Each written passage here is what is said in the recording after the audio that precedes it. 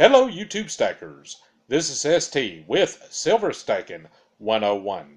In this video, we are going to continue the discussion of the lies that silver pumpers spread to induce people to overbuy silver and buy the pumpers' books, CDs, and join their websites.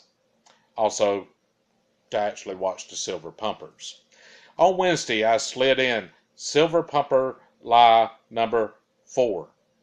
Kind of snuck it in like that. Apologize, I'm a little sneaky that way from time to time. Silver lie number 4 deals with the following. The lie says, currently, an ounce of silver will buy 6 months worth of food in Venezuela, and an ounce of gold will buy a house. It leads one to believe that one can take an ounce of silver in Venezuela and go out and live pretty good. It's a lie. It's a damn lie. When there is a necessity, such as food, that is in short supply and not enough to go around, it never becomes cheaper relative to any currency. Period. I am sure that one could take the equivalent value of silver in the United States, $16.50, and maybe get enough food to survive for a couple of months. But you don't have to go to Venezuela to do that. Go to your local Sam's Club. Buy rice and beans. Just make sure you're not around other people a lot. They might not like you being around them. But $16.50 could get you enough rice and beans to survive 2 months here. Another issue. The ounce of gold for a house. That's probably true. A shack in the middle of BFE with no running water and no electricity in Venezuela can most likely be had for the value of an ounce of silver. Or, correction, ounce of gold. That being said, it's very misleading.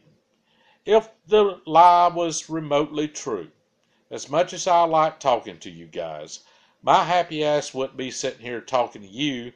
I would be kicking it on the beach in Venezuela, living a perpetual life of a frat boy on spring break. Unfortunately, it's a lie, or I wouldn't be here today. I promise you that. Now, in reference to silver lie number 3, last Saturday, a guy by the name of Bob Leopard responded to the video. Now, I asked for dissent, and I'm not going to make fun of Bob. I could, I'm not. He was a little smart-ass at first, but if being a smart-ass was an offense, I will be short-terming it on death row right now, because I like being one myself. He started with the comment that pumpers play big league ball. I see little league ball. So I wanted to draw Bob out. I wanted to find out what his point was. So I started questioning him, and he started replying. Now, I'm sure he believes his replies. I don't think Bob's a pumper. Bob's a victim of the pumpers. And that's another reason I'm not going to make fun of Bob. I'm not going to make fun of someone that's a victim. Bob apparently has no financial training, but that's okay. Whatever Bob does for a living, chances are I don't know anything about what he does for a living. And I do believe he was honest in his responses. And it's not right to ask someone their opinion and then ridicule them. I'm not going to do that. I can make it incredibly funny. I thought of all kinds of ways, but I'm not going to do it. But please go on Silver Lie number 3 and find Bob's comment and read the exchange. There's some typos in my response because it was very late at night. I was dozing. I would wake up and type of response on my phone and go back to sleep. But it was pretty cool conversation. Now, when I got very, very technical, and I'm not going to rehash it all here, and started asking questions that obviously Bob couldn't answer because the pumpers can't answer it, because it would destroy their whole myth, Bob decided to quit commenting on that thread and started commenting on other videos.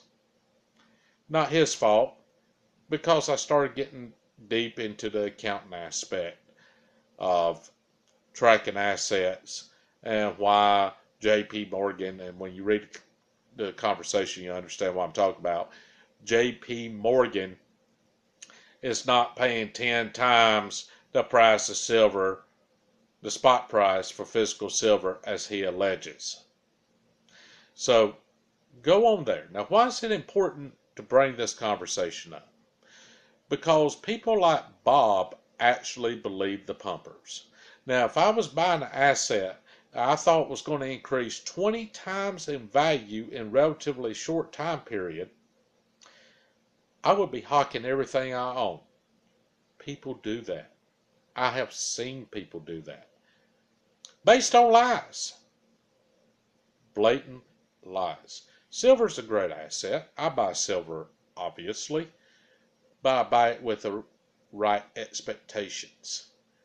And when someone's expectations are set way, way high, they sacrifice in other areas of their life they do not need to sacrifice. If I thought silver was going up 20 times, I have some real nice fishing gear.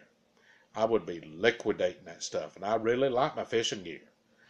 I would be liquidating a lot of my guns just to pay to buy silver to enjoy the 20-time increase. But go through, read Bob's responses. The whole reason I'm doing this series is to hopefully save somebody from the mindset that Bob has, because he's going to be severely disappointed. There's a lot of you guys that have commented that you've been through that.